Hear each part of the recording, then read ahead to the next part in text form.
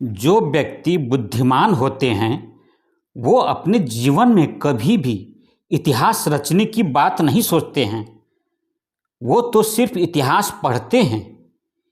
इतिहास तो दीवाना व्यक्ति ही रच पाते हैं जो किसी भी कार्य को असंभव नहीं समझते हैं। उनके लिए सब कुछ संभव है।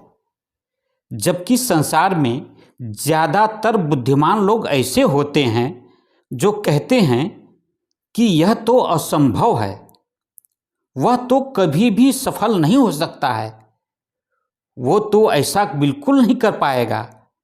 अरे भैया, यह संभव नहीं है।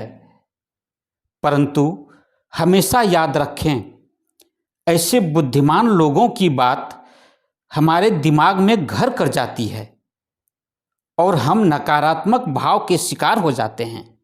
हम सभी इस विश्वास से अपने आप को बांध लेते हैं, यह सोचकर कि हम सफल नहीं हो सकते, और अपने लक्ष्य पर ध्यान देना कम कर देते हैं, लापरवाह हो जाते हैं।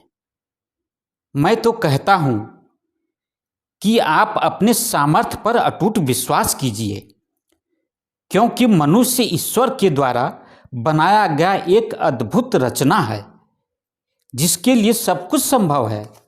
आवश्यकता है तो सिर्फ अटूट विश्वास के साथ अपने लक्ष्य पर दृष्टि जमाए रखने की, ताकि आपका समय बर्बाद न हो पाए। एक महापुरुष का एक छोटा सा प्रसंग सुनाता हूँ। एक दिन की बात है, स्वामी विवेकानंद जी एक नदी के किनारे खड़े थे। तभी एक साधु आया और पूछा, क्या आप ही स्वामी विवेकानंद जी हैं? जवाब मिला, हाँ, मैं ही स्वामी विवेकानंद हूँ। साधु ने पूछा, आप यहाँ क्यों खड़े हैं? स्वामी जी ने कहा, नदी के पार जाना है, इसलिए मैं नाव का इंतजार कर रहा हूँ। तब साधु ने कहा, आप तो महान पुरुष हैं। दुनिया के लोग आपको अपनी प्रेरणा का स्रोत मानते हैं, और आप एक नदी भी नहीं पार कर सकते, एक नाव के इंतजार में खड़े हैं। मैं तो एक साधारण साधु हूँ, फिर भी नदी पार करके आपको अभी दिखा सकता हूँ। उस साधु ने नदी के पानी के सतह पर चलकर नदी पार किया और फिर पानी के सतह पर चलकर वापस स्वामी जी के पास आ गए और कहा, आपने देखा मुझ में कितनी शक्ति है और मुझे कितना ज्ञान है। इतना सब कुछ होने के बावजूद मुझे कोई नहीं जानता है, और आपके पास न तो कोई ज्ञान है और न कोई शक्तियां, फिर भी दुनिया आपको जानती है।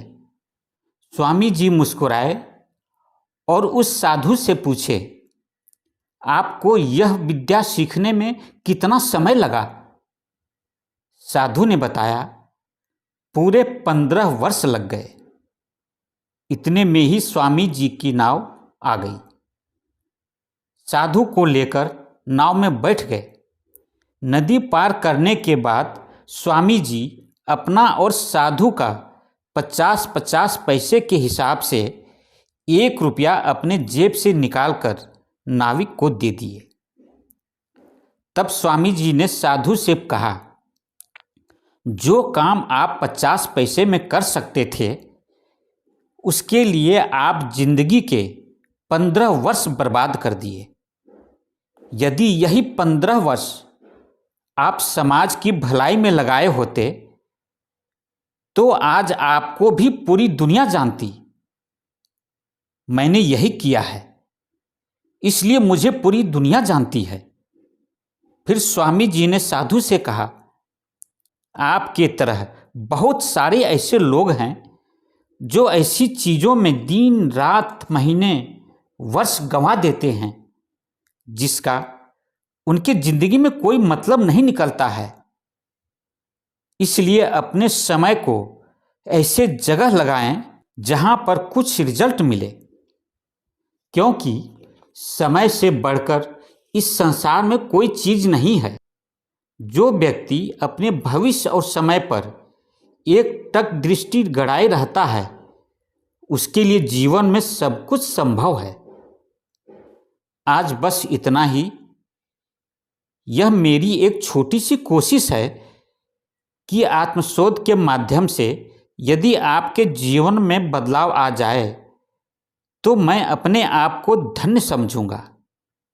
आपने अपना कीमती समय दिया, इसके लिए आप सभी को बहुत बहुत धन्यवाद।